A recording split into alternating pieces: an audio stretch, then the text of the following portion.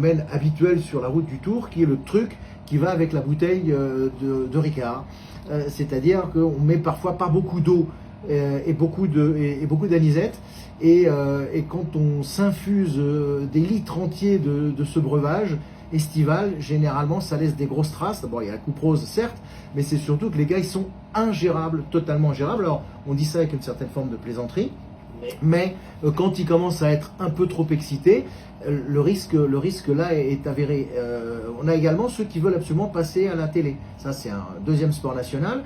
Passer à la télé, ça veut dire brandir une pancarte type Opi Omi, cette dame qui malheureusement avait fait chuter le peloton en tenant la pancarte dans l'autre sens, en regardant les coureurs, parce que évidemment, ce qui l'intéressait, c'était la caméra qui filmait. On a également ceux qui rivalisent d'ingéniosité pour trouver des jeux de mots plus ou moins habiles et plus ou moins improbables, de Alain Philippe jusqu'à Laurent et Gina, Marion je t'aime, qui veut m'épouser, le Roblechon fait pousser les nichons. Oui, tout ça c'est du aujourd'hui, hier, la semaine dernière. Oui. Moi je fais du frais. Ouais, je sais pas si c'est vrai, mais voilà, on a tout ça sur la route du Tour. Et évidemment, on a les déguisements pour compléter le tableau, de Bob l'éponge au Tyrannosaure Rex, sans compter le homard, surtout dans certains cols, voilà, l'Obisque pour ne pas le citer. Voilà, donc il y a tout ça fait partie du jeu. Les cochons bordelais, ils vont être contents s'ils écoutent, c'est ceux qui dessinent dans les Pyrénées un énorme tête de cochon rose et qui sont habillés de façon très bizarre. Et puis les peignés à jouir qui eux sont habillés en flics. Voilà, tous ces gens-là sont rarement étanches et c'est super sympa. Ça fait partie du Tour, mais ça constitue un danger. Et là, on redevient sérieux. Et ces personnages qui font partie du jeu devraient savoir un peu raison garder. Et c'est difficile.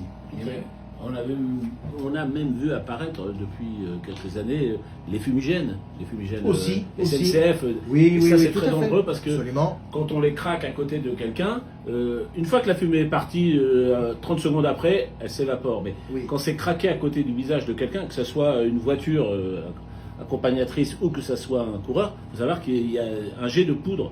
Je ne sais plus quel coureur avait pris de la poudre dans l'air, ça brûle un petit peu, mais c'est très dangereux, ça peut provoquer une chute et surtout une blessure assez importante. Il y a le jet de poudre et puis il y a aussi le fumigène quand c'est craqué juste devant les coureurs, ils respirent ça. Alors évidemment quand ils sont en plein effort, c'est pas terrible de respirer, voilà c'est ça exactement. Ils sont donc ça peut évidemment avoir des conséquences. Puis il y a aussi ceux qui jettent de l'eau. Ça aussi c'est aussi le quand c'est de l'eau. Moi aujourd'hui on a eu droit par une famille qui était avec sa piscine, les enfants, ils étaient avec les pistolets à eau, nous fenêtres ouvertes comme toujours, on s'est pris un coup de flotte, donc je me suis arrêté quand même, je leur ai dit, faites pas ça quand il y a les coureurs, parce que quand on circule même à 40-50 km/h, le jet d'eau c'est violent.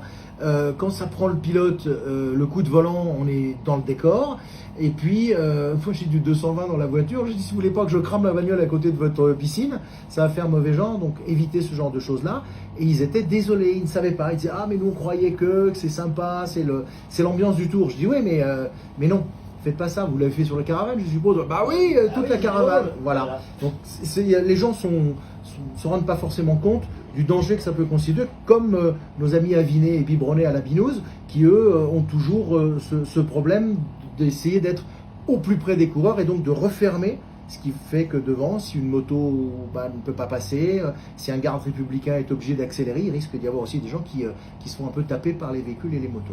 Hier, pour pas te bloquer trop longtemps, quand tu entends l'incident, puisqu'il n'a pas été signalé immédiatement, mais ça s'est entendu rapidement dans le Radio Tour, puisqu'il y a eu, on va dire on parlait plus de soleil sur les routes du Tour.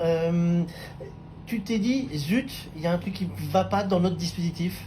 Je me suis dit, zut, il y a des coureurs par terre, ils vont avoir mal, et c'est dommage de quitter le Tour quand on a soi-même été une victime et qu'on n'a pas soi-même commis l'erreur. Celui qui commet une erreur et qui tombe, il s'en prend à lui-même et quelque part, il aurait dû aller peut-être moins vite. Mais celui qui est derrière, qui n'a rien demandé à personne, qui est au chaud dans le peloton, qui tombe et qui s'éclate une clavicule, là c'est pas terrible pour lui. D'abord ça fait mal, il est indisponible pendant un certain nombre d'épreuves et de semaines, et il est la pauvre victime. Donc là, les premiers, c'est ça. Puis après, l'idée c'est de dire, est-ce que nous, on a fait une erreur, est-ce qu'on a oublié quelque chose?